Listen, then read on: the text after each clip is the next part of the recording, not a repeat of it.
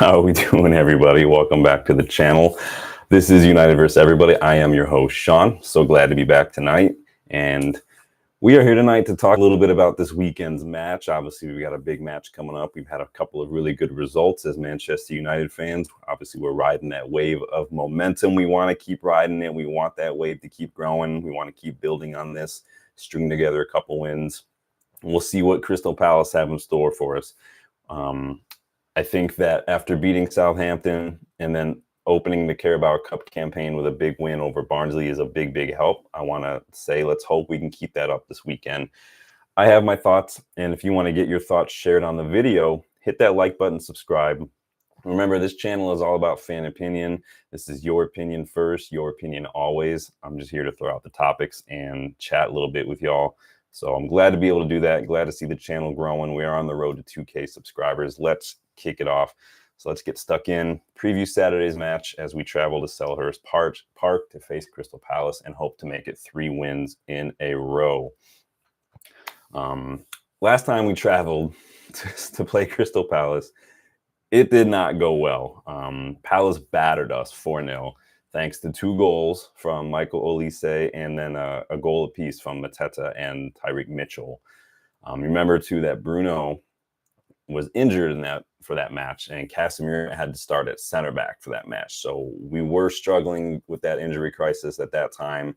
We went on a couple of running matches where we just lost because of it. It is what it is. The double pivot in that match, if you remember, was Kobbie Mainoo and Christian Eriksen.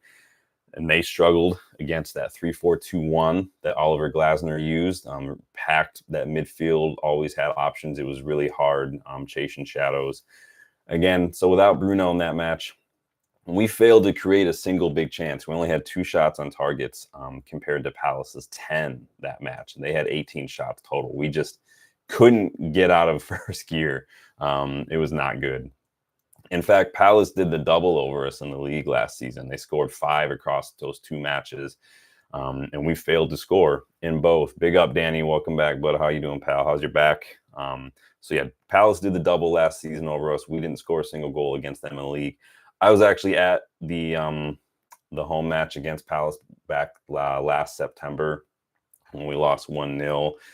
It was not a great match. I'm starting to feel like I'm a bad luck charm. I'm second guessing my trip for January. That match, if you remember, Amrabat started at left back, so that's all you need to know about how that one went. They exploited him pretty poorly as well. Like, they just sent balls down. I mean, putting Amrabat against Olise was just a recipe for disaster. So Danny says I'll be better, hopefully back working in a couple weeks. Dang, man. At least you have a lot of football to watch this week. I forgot that the new Champions League format, there's like a game almost every day. I was watching some of the Arsenal-Atalanta match. Arsenal were just not great, but Atalanta are not a pushover either. So Danny says we beat them 3-1 or 3-2. You're talking about Palace. We'll get into that, but I am going to want your guys' score predictions. So let's hope, compared to last season, we can at least get the ball out of our own half of the pitch this weekend. As we literally, like, if you look back at our last match against them, that 4-0 loss, we had twice as many passes in our own half as we did in Palace's half last time out. Like, we had it was like 340 some odd passes in our own half and like 170 in their half. Like, we just couldn't move the ball. Again, it was not pretty last year.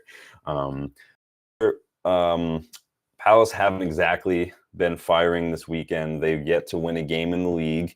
They lost their first 2 matches. They drew against Chelsea and against newly promoted Leicester City. They currently sit 16th on 2 points. They have won both of their early Carabao Cup ties, though. They just beat QPR 2-1 this week. They are going to be without Riyad, Franca, and Chalobah, but some of their new players are getting minutes. Leicester fans will complain, and I think I saw some stuff earlier today that maybe they shouldn't have drawn against Leicester. There was a VAR issue, but I'll let you guys be the judge. Danny says, just watch Celtic. It was I can't see there's a heart emoji in front of that. Celtic had did they end up selling Matty O'Reilly? I really like Matty O'Reilly, but I can't remember if they ended up selling him or not.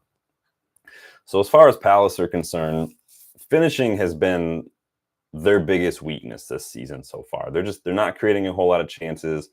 they're not really getting good shots, and they're not really finishing those shots.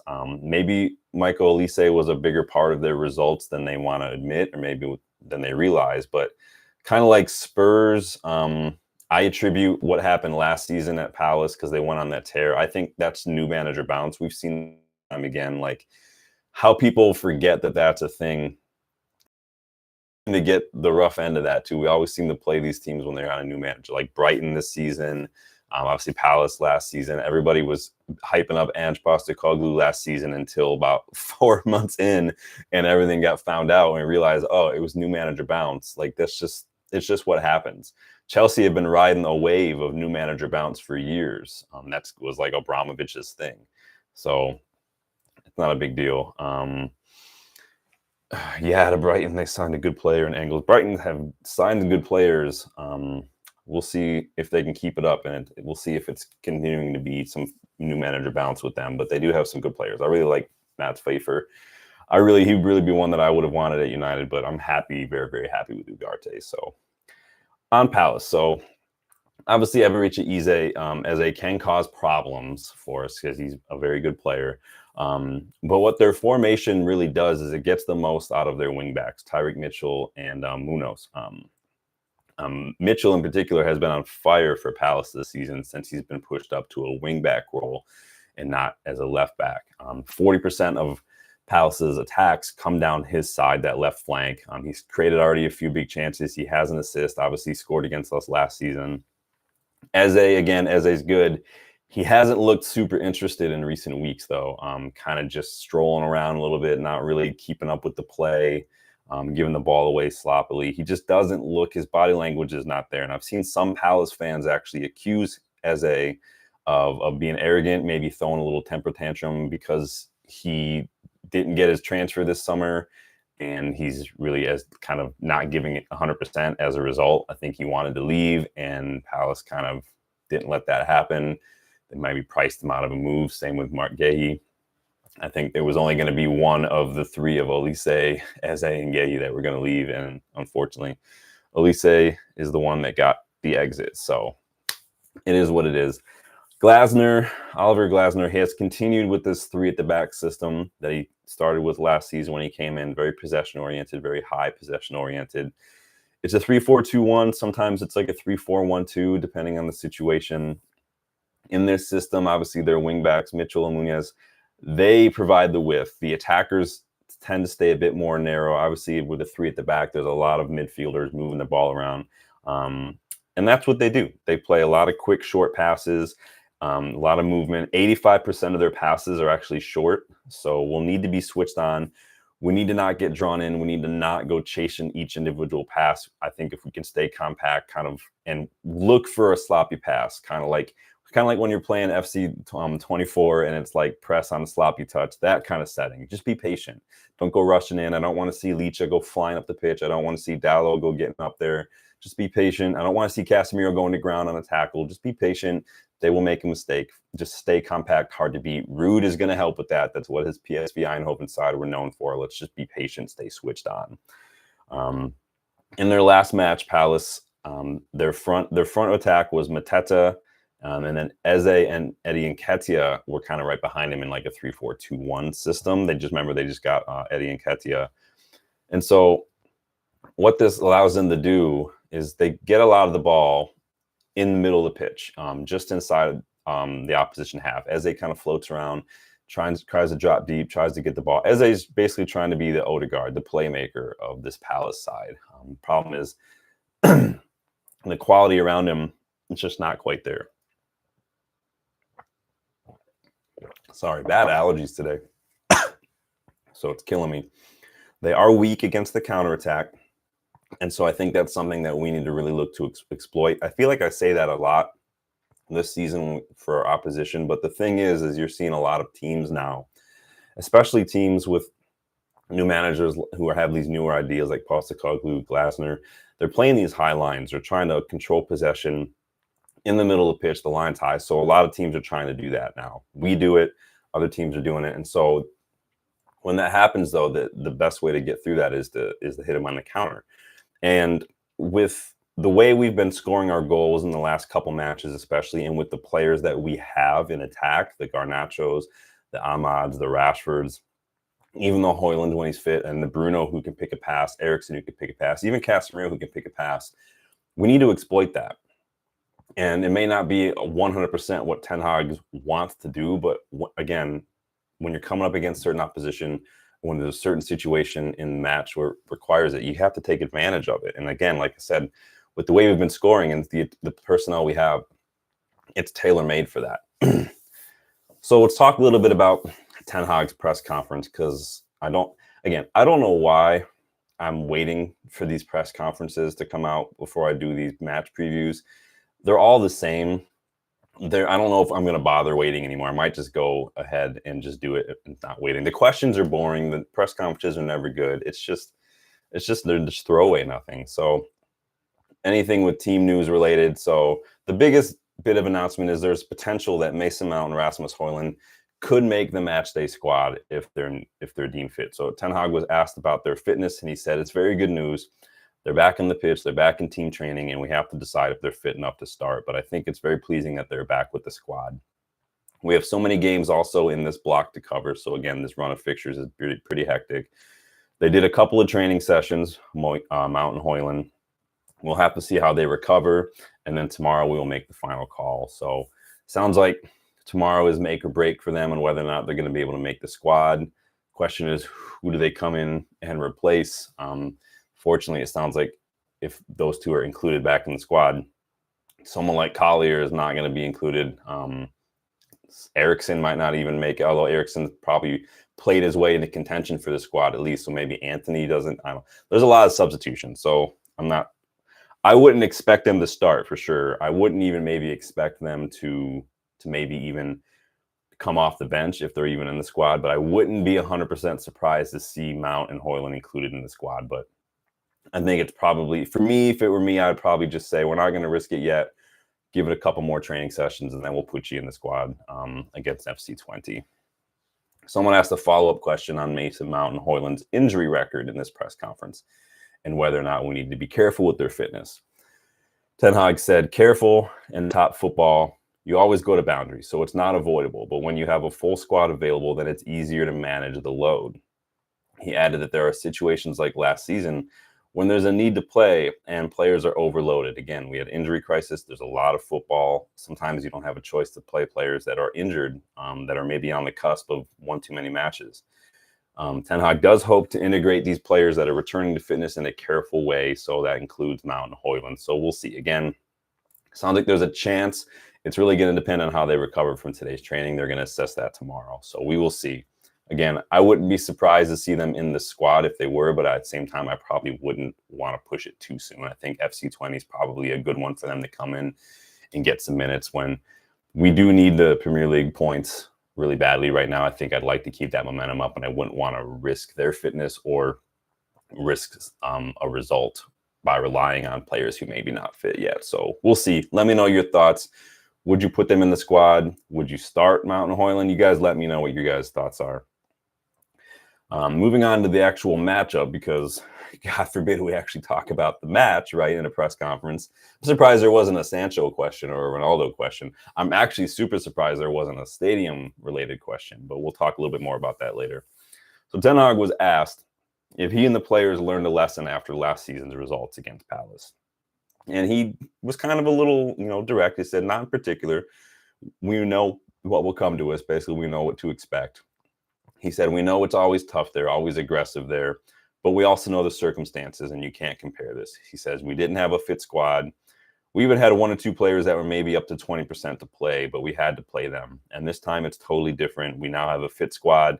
We have definitely 18 players who are capable to go into this good challenge for us. He's kind of, in some ways, kind of painting himself into a corner in terms of expectations. When you complain about injuries on one hand, and I'm like, and it's legitimate, right? We had an injury crisis, but then you turn around and say, like, no, this year's different. We've got fully fit squad. You're basically already going into this saying there's no excuse for coming away without any points. There's no excuse for not winning this match. So he's basically challenging the players, challenging himself in many ways, and saying, like, no, we have the squad. We're going to go hard. So Danny says wait and start Mount and Hojlund against 20. Yeah, I'm a little conservative sometimes with some of this. I might even substitute them and bring them on from the bench against 20.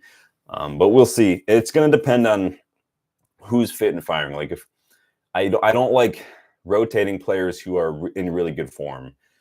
So if Rashford's still scoring, Garnacho's still going, if Xerxes grabs a goal or something because he's looking like he's getting closer and closer to kind of breaking that duck, I'm like, I don't want to ruin that momentum. Let's let him maybe start, and then if they're getting, then we can take off. Like I would even start Eriksen still too. He just grabbed a brace. He's looked really good the last couple matches against 20. I would start Eriksen maybe if he still has a good match this weekend, and then bring on Mount and Hojlund as subs against 20. But we'll see. That's just me and being a little bit more conservative, and then also looking at momentum. A lot of it's going to depend on what happens on Saturday. So on last year's result, Tenhag added, it was 4-0, totally deserved, but Saturday will be different. I don't compare situations. From February onwards, we had to find 11 players to construct a team. Now it is 18, and we can pick a team. He was asked if it makes him happy to see Rashford back in form, confident, and scoring goals again. And he says, of course. When your striker is scoring when the season is very young, so when the season's still early and your striker is getting goals, Ten Hag is a fan. I'm a fan. He said strikers need belief. And then we also have a couple of players who are on the scoring list. So he's talking about just how so many players are getting involved in the goals. I think, again, that Barnsley match, you can say it's Barnsley, it's League One, but at the same time, for form, for confidence, for just momentum, that was exactly what we needed. For guys like Eriksen, Rashford, Garnacho especially, that was exactly what we needed. And he said, it is very good for a team because that will strengthen their belief and they will go for more and they will score more goals now. And I fully agree. It's all on the players right now. The system is there. The tactics are there.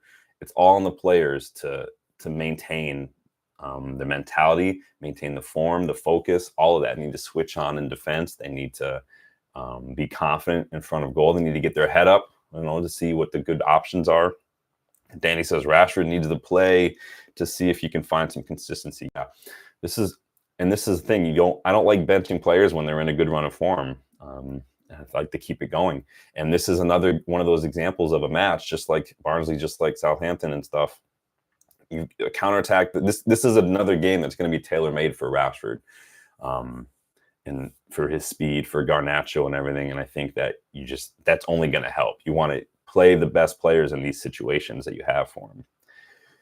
So he was asked another question about last season's fixtures against Palace and how the squad is different. And again, it's the same response. Again, this is why I'm like, these questions are stupid. We're asking the same question. Like, as a journalist, you just heard someone ask the same question. You don't have another question in case that one gets asked already. You can ask, like, come on, man. Maybe ask a question about Ruud. Like, what is Ruud bringing to training that wasn't there before? Do the players seem to be responding to that and everything? Things like that. Is he, like, as a coach, he's a young coach, is he asking a lot of questions? Is he eager to learn stuff? You've been doing this for a lot longer. These are some kind of maybe these are just questions I'm interested in. I don't know. You guys let me know. But somebody, like, watching these press conferences, I'm just like, come on, guys. So he was asked about Antony, particularly. Like, this was one of the one players besides Rashford that he picked out. He was asked if the performance from Antony against Barnsley was a kind of reaction that he wanted from him. Ten Hag said, I think every player should give these reactions. You have to train hard. You have to perform. You have to earn the play. And when the moment is your chance, you have to take it. But a manager can only pick 11 players and make 5 subs. So it's up to the player to make sure he's one of those selected through consistency and through performances. So again, that age-old adage of the players pick the team, looking at you, Sancho. Show up in training, perform, treat training like it's a match, and you'll earn a spot. Perform on the pitch when you're given your chance, and you'll keep that spot. It's not that difficult, but the players, it's up to the players. So if you can't even bother to show up to training on time, let alone put in effort, odds of you actually starting are not very high. So I'm glad that Antony got in the goal. Antony looked lively, like I said in the match review. He made some interceptions, was pressing, getting involved. His shooting is still garbage. And he's not slow. I'm never gonna. I know he has the trickery to beat a guy, but I don't think he's got the speed. And in this league, you kind of need a little of both, and he doesn't have that. So Danny says Anthony was terrible again, and Collier cannot play fullback. Would have been better off playing Amos. Yeah, we talked about that. I'm not sure what the idea was playing Collier at fullback. Did not make sense. I don't even understand why Amos wasn't in the squad. He could have come on later on. We could have moved Collier up to midfield. We could have put Amos. I don't get that one, but I'm not, we don't see behind the scenes. We don't know what's going on. Could be any number of reasons. I didn't think Anthony was terrible. He did well to win that penalty, to keep fighting for that. He did well to, when he did take on a man, he did well to make an interception. Anthony gets around the pitch. I just don't think he's, as far as his attacking output is concerned, he's just not as good as what we need. His passing has never been great. His shooting is getting worse. Like, it always seems to go wide or right at the keeper. And so I just think in that regard, he's just not going to be it. But it is what it is. He didn't even beat his man all game, Anthony, but I could be wrong. No, I don't think he does try to beat a man very often is the problem with Anthony. He'll get the ball, and it's frustrating because you know that he can with a bit of trickery. I think what happened was he came into the league and it worked out a couple times, but then players just decided to stop just waiting for him to try trickery, and they just went in on him. And I think his confidence got hit there, and now he doesn't do it anymore. He holds the ball, he'll pass it back. And I think that on the few chances that he does have where he does actually try and beat a man and get into the final third, he actually will get into the box and create something. We saw that last season too. He just doesn't do it enough for me. And overall, I don't think he's good enough. But we talked about that a lot of times. It is what it is. So I think our pacey attackers can cause Palace some problems. Their defenders especially are going to be exposed because they're not very fast. Against Brentford, for instance, all three of Palace's center backs got yellow cards because they just couldn't handle Brentford's pace.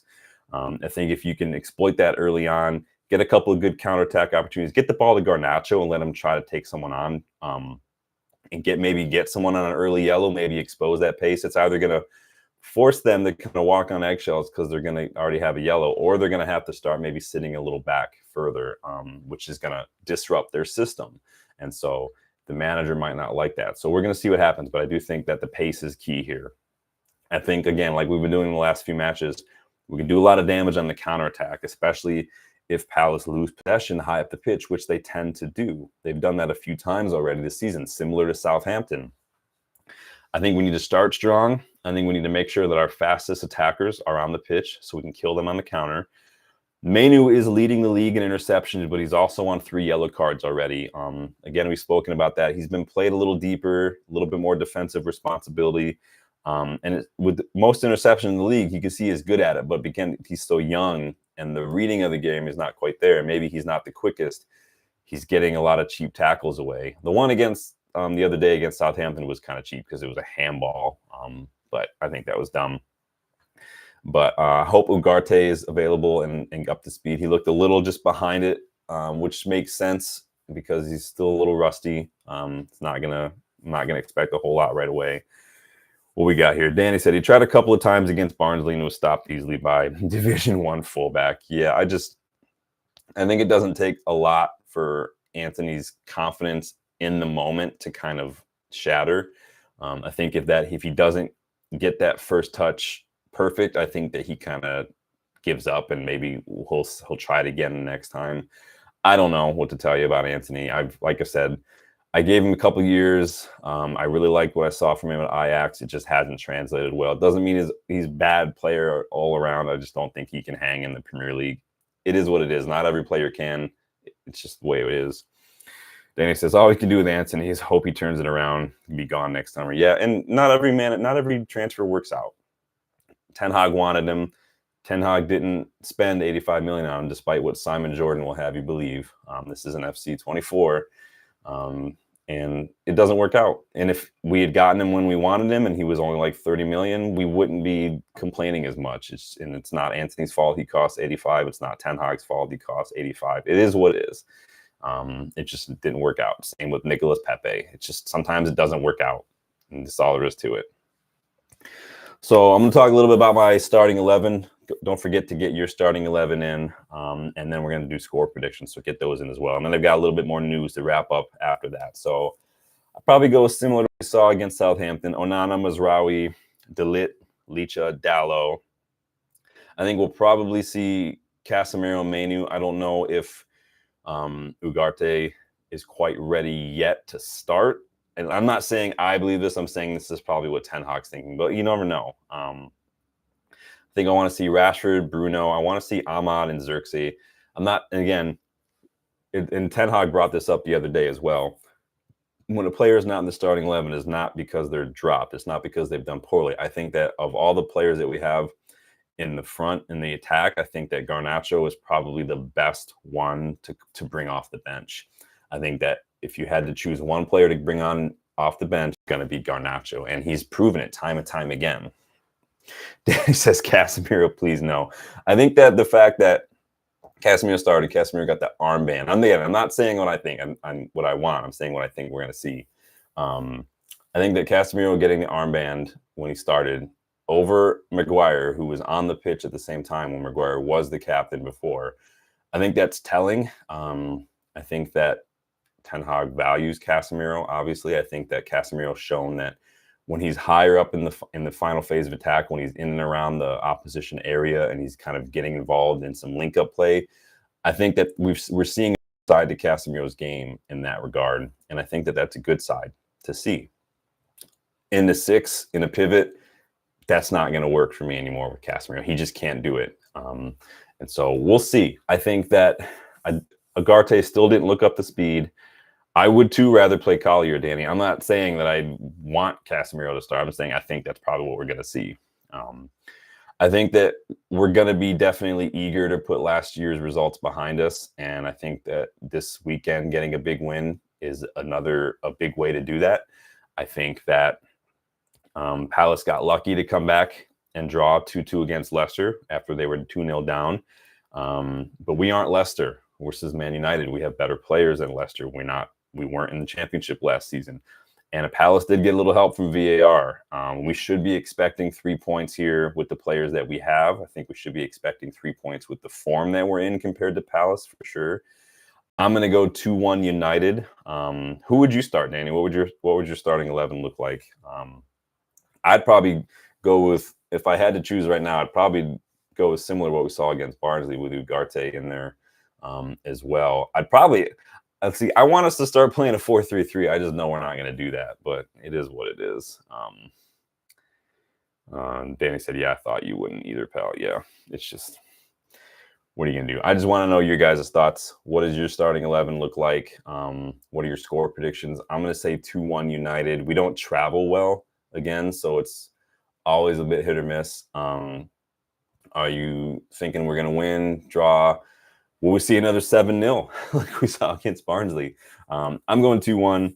Again, I think it'd be Onana, Mazraoui, De Ligt, Licha, Dalot. I think we'll see Casemiro. We'll probably see Eriksen, Bruno, Ahmad, and then Rashford, and then Xerxes up front. Danny says same back four: Ugarte, Manu, Eriksen, Garnacho, Rashford, Ahmad. You're not starting Bruno? Is that just because you don't like Bruno, or just because you don't think he's going to start? Are you one of the anti-Bruno folks, Danny? Are you looking forward to seeing the third kit in action tomorrow or on Saturday? Because we are going to see that for the first time this year. Remember, I just bought one. It's drying right now. I washed it. So I'm very, very picky, in particular when it comes to clothes and washing them, especially my jerseys. And so I turn them inside out.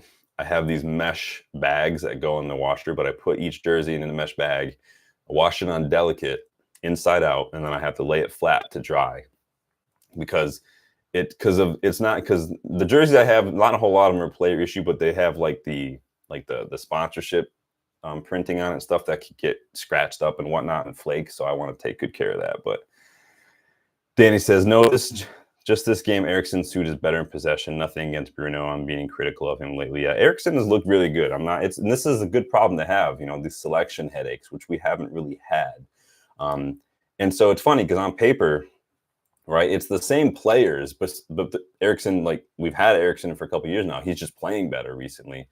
Casemiro looked really good the last couple of games as well. Except didn't he come on and he had played center back, didn't he, the other day? And so, which is a good problem to have. And so we're going to see. There's going to be plenty of matches. Everyone's going to be able to rotate. Eriksson does have a bit more composure than Bruno. You're right, but I do like Eriksson's delivery on set pieces a little bit more than Bruno's. But again, Bruno has that X factor in terms of there are passes he can play and there are shots that he can make that other players just can't. And I think that there are going to be those moments where those kind of abilities do make a difference. And this isn't me calling us Moments FC, but I'm just, from what I've seen from both in recent years, Bruno is definitely the more consistent one. But it's going to depend on how we want to play. Is there a way to put both on the pitch at once? Probably not. That probably leaves the midfield a little lightweight. But this is why we can rotate. There's nothing wrong with rotating. I think the only way you're going to see both those players on the pitch at the same time is if Bruno starts as in the 9, like we saw early this season. So, and I don't want to see that anymore. So we'll see how it goes. But what I liked against Barnsley is that we can play well without Bruno if we need to, which was the problem for the last couple seasons, as I just spoke about earlier in the video. Bruno was gone for just a few matches last season, late in the season. We just couldn't do anything. We couldn't create chances. And there's no coincidence that Bruno has led the league in like these chances created and these big chances created for years. And he's got a ton of assists now. And there's those are what he can bring to the side. And I think that if our attackers can get just a little bit more clinical, if Xerxes can just finish those chances he gets, Bruno is going to get those assists, because Bruno is one of the few players who can put that ball where it needs to be in those situations. So in an ideal world, you'd get like 15 players on the pitch and you'd be able to play them all. But we just can't do that. So let me know your score prediction, Danny. I'm going 2-1 United, just on the fact that I don't think we travel very well. We tend to always look like jet lagged for some reason when we travel. So get your thoughts in. I'm going to jump onto some other quick United news before I take off tonight. We did get somewhat of an update on stadium plans from Chris Wheeler with the Daily Mail earlier. He said earlier that United are ready to abandon plans to keep Old Trafford if they build a new stadium. They now realize that scaling down Old Trafford to a capacity of around 30,000 to host the academy and the women's teams will be too complex and unlikely to work. So again, cost of doing this kind of stuff. It's always going to be hard to take away that space and find a way to make it work. It's always going to be a lot more work than simply building a new place. Wheeler adds that the Munich memorials and the statues could be relocated and incorporated into a new stadium. That we talked about that in the past as well.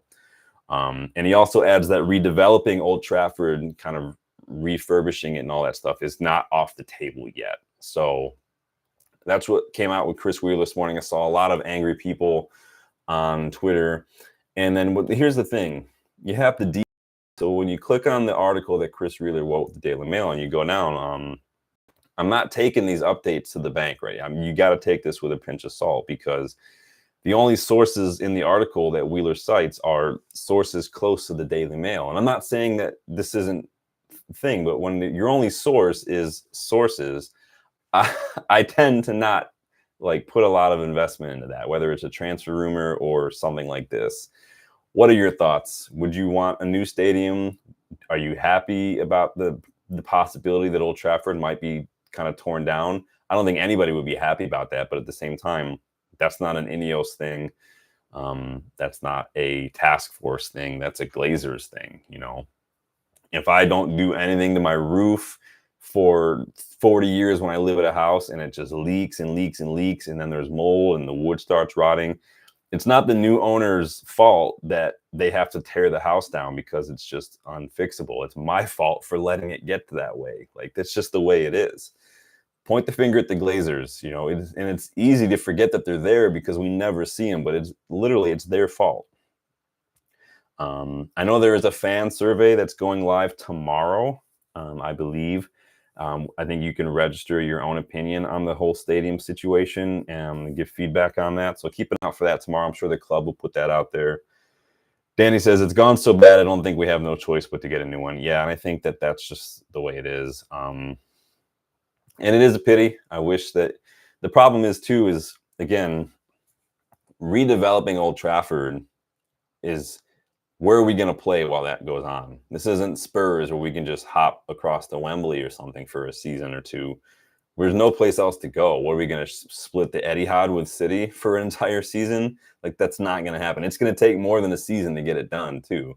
And as we saw from Spurs, their stadium, the initial estimates, the initial plans change drastically once you get your hands dirty, roll your sleeves up and see just how much work there is to be done. Spurs had initially estimated, I don't remember what the initial cost was, but it ended up being like 10 times more than they initially thought. So that is always going to happen. It's like doing a house project. There's never such thing as one house project. One house project usually means you got to do 3 or 4 other ones because you just realize that so much other stuff is there. It's connected to the thing you're trying to do.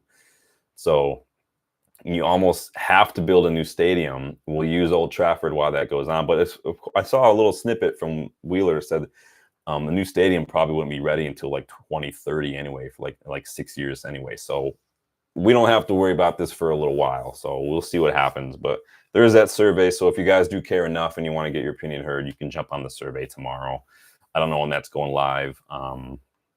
But we'll see. I've got a meeting tomorrow, so I'll have to check that out after. I'm actually meeting with the director of the PFA tomorrow morning, so that'll be interesting. I'll let you guys know what that's all about once that meeting is over with. But we're speaking with him a little bit earlier, so I'll get you guys updates on that tomorrow. Got a little bit of potential transfer news before I wrap things up. So this is coming from Sky Germany. They report that United are keeping an eye on Croatian midfielder Martin Baturina. And are ready to make a move for him next summer. Now, people who, like me, who play FIFA, know all about Martin Baturina. He's one of those hidden gems. But he's doing bits in the Croatian league right now. 5 goals, 5 assists in 5 matches this season, 13 chances created. Very, very good on the ball. Very, very excellent eye for a pass. 21 years old. He's been a standout for Dynamo Zagreb. He turned down moves to a few clubs this summer, reportedly to Real Madrid, because Real Madrid were interested in him. And it's believed, according to these reports, that United have actually moved ahead of Madrid in the race for Baturina, similar to moving ahead of them in the race for Lenny Yoro. It makes sense to me that Baturina wouldn't necessarily want to move to Real Madrid right now. They are stacked in his position, and odds are he's going to go down that Arda Güler route where he's not going to play. He's going to be loaned out. They've got Bellingham, they've got Güler, they got Brahim Diaz, even got Modric kicking around. He'll never play if he goes there. Is he at 8 or 10? He's like both. He can play as an 8, he can play as a 10. If you look at his heat map, it's kind of in that 8, kind of the box-to-box role, but more in the opposition half along the left-hand side. So he's like a left-sided 8. But very, very young, very, very good. Like I said, 5 goals, 5 assists so far in 5 matches this season, 13 chances created. Very, very good young midfielder. Seen him compared to like Modric. Although we are looking at a lot of these young, he would be someone who would be first team ready, unlike maybe Nipan, who would probably be put into the academy for a year or so to start. But I think Nipan could come in and be on a rotation option already. So yeah, Danny, like an older version of Nipan. But I like the players that we're linked with. I like the players that we're reportedly looking at. A lot of really good, young, promising potential there. And speaking of, Samuel Lusail and James Overy were announced today as newest additions to our academy. Remember, we got Lusail from Crystal Palace, and Overy, I think, came from some Australian side. I can't remember off the top of my head now. He's a young right back. Lusail is a really exciting young winger. They are bolstering the ranks of our next generation of young ballers. So I'm excited for these with Obi Martin. We've got Overy, like I said, Lusail. Who's the other one we signed as well? I can't remember. I feel like there was another one. I have something in my eye. Danny B says, you prefer him or Gomez, Sean? Man, it's hard, right? Because for some reason, I know I've said many times that, money, we shouldn't be, as far as the fees are concerned, it's not really something that the fans should worry too much about. It's not our money. But at the same time, the fees do dictate what we can do in other areas. So Gomez is appealing because he's good, but he's free as well. But I think Baturina, I think his ceiling, I think, is probably higher than Gomez. But they are very different.